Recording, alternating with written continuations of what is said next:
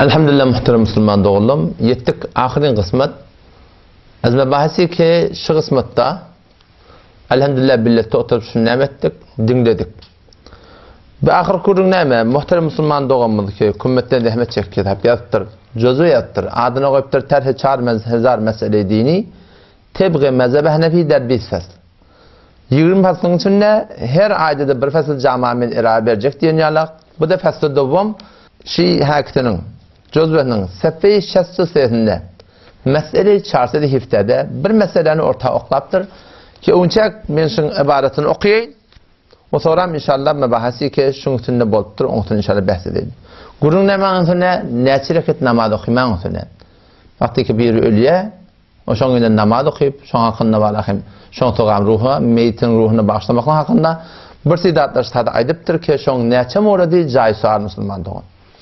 Mesele çarşıda hifte aytiya ki sünnet inas ki veli meyyit قبل از تمام شدن شب اول قبر از آنچه در وسعی می باشد از طرف وی یعنی از طرف میت صدقه بدهد و صدقه المکنه گرون اونچه کن geçti ki sadakanı eltip vermeli o yetime duldenana Allah'a ölüncek yigide danşı olan eten elin atan hayırına eltip verdi. Bunun gurunun ne mantığına varlı sadaka vermekte için müşkül yok dedi. Gurun şey ziyafet vermeliler. Sopana, nahar, şam, anırdan gelen ölüyün ehline gelip de varahim, hanvadayı meyyit çolara pişirip vermelilerdik. Bizim kitaplarımızda şundan nehi bottur dedik. Sadakadan hiç kimin gurun yok. Ondan sonra yöne, şunu idindan diye. Ki diye, pes, eğer çizi beray sadakadan ne yap? Bir adam öyle sadaka vermek ise tafan ağını, onu 2 rekat namaz okuyordun ve her rekatta alhamdan sonra bir taraf Ayet-ül Kürsi, on taraf El-Hakum Tekasür okuyordun. Ondan sonra şöyle deyip de ne ettin? Şun sogabını şol öyle bağışlasın diye ya Müslüman doğun.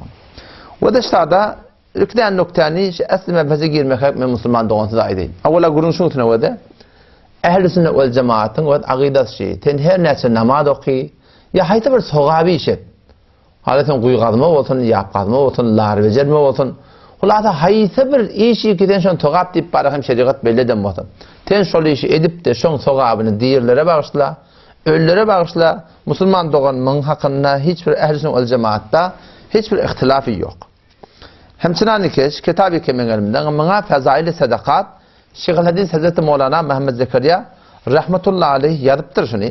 O şun Seffe-i Sedeb-i Sehlinde, şu bir kitabı ki cemaat tebliği nisabında koyulundan.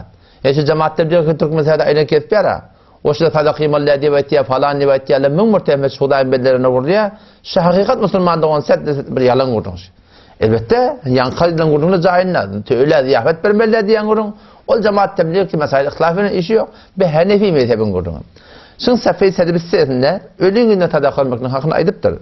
İmam Nebevi rahimahullah der Şerh-i Müslim Şerif Nebeş'ten ki der murda inke sebab-ı sadaka be meyyet midirset der beyn Müslümanların hiç konu ihtilaf iniz.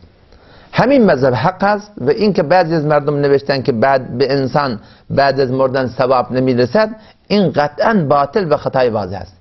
این خلاف قرآن مجید و حدیث رسول الله صلی الله علیه و سلم و اجماع امت است. لذا این قول هرگز قابل قبول نیست diye. Ondan sonra این صفحه 24 ediptir. برای رسانیدن ثواب به مرده‌های خود باید بسیار اهتمام نمود. علاوه بر این که بر ما حق دارند به زودی بعد از مردن با آنها ملاقات خواهیم کرد. چقدر باعث شرمندگی خواهد شد که حقوق و احسانات آنها بر ذمه ما باشد و مالهای آنها را در کارهای خود مصرف کنیم و یادی از آنها نکنیم. Pes Müslüman doğan bir belli gurun bir ehl-i sünnet vel cemaatte icmai mesele ki ölüğün idinden sadaka vermeliler diyen gurun bir adam aytsa şol icma ehl-i sünnet vel cemaattan bir Hanefi mezhebin fuqahalarının muhaddisin ayşana ve şuna mı deyir mutasifana çıkıptı. Ama gurun şunu tane var. Gurun şunu tane bir namazı okuyulmalı. Ve şu namazı peygamber şey deyiptir. Allah Teala buyuruptur, Resulullah şey deyiptir. Şu peygamber aleyhisselam burada da aytmıyor tamamen ki Allah aytmada. Ve ma yantiqu anil heva in huwa illa vahyu yuha. Resulullah sallallahu aleyhi ve sellem şahadı her neme şeriat edip koyuptur. Şun hemmeti kimden sabit? Allah'tan sabit. Şeriat-ı İslam Allah Resul Allah Resulü'nün ayrı bir datte. Resulullah aydıptır, Allah aydıptır. Allah'ın aydanı gelip Resulullah aydıptır. Ve men yuti'ar Resul fakat ata Allah. Allah ayet ya Kur'an'la. Her kim Resulullah'dan itaat etti mi? Kimden itaat etti? Allah'tan itaat etti. O zaman şu tadan o da Müslüman doğun. Şuna dip yazışı o da. Avvalla diyor sünnet şıpırım namazı kıymaklık demek. Şıpır ulaqam bir cay sual. Kaya bağın sünnette şeyli bir namazı var mı ya yok mu? Şoňsyny gurrun etmek bolýar. O näme diýip? Çünkü Kur'an bizi gorkudypdyr. Allah Sure-i Nahl'ın 116-njy ayetinde saf sade şikefi tehdit suratında maňa taňa musulmany edip aýdypdyr ki wala taqulu lima tasifu alsinatukumul kadib. Yalandan ödüňiz yalandan bir kebi hemin tori bidun tahqiq aýtmaň diýär Allah Taala. Hada halal we hada haram. Bu dogrudur, bu ýerdir, bu sünnetdir, bu şeriate muwafiqdir, bu dogrudadır diýip bidun tahqiq bir kebi aýtmaň diýipdir Allah. O näme diýip? Litaftaru alallahil kadib. Ki eger siz bidun tahqiq Allah'ın aydandan delilin yok, Resulullah'ın aydandan delilin yok, müşriklerin aydandan delilin yok. Eger sen bidun delil eger ortada falanat doğru falanat eger diýip açak qodan, bu näme bolýar diýip Allah'a yalan maglamak diýip. İnna Allah celle celaluhu hukmedipdir. İnnellezîne yefterûne alallahil kezib la yuflihun. Beşek ola adamlar ki Allah yalan maglaýarlar. Allah'ın aýtmadyklaryny, Resulullah'ın aýtmadyklaryny şeriatda yok dady. İslam şey diye, Kur'an şey diye, şeriat şun şey diye diýip aýtsalar näme bolacak? Onu Allah aýdypdy ki bular nejat tapmalar. Yani şu adamlar naudzubillah imansız gider diýip Allah ta tehdit etdi. Ondan sonra ýene bir görüň.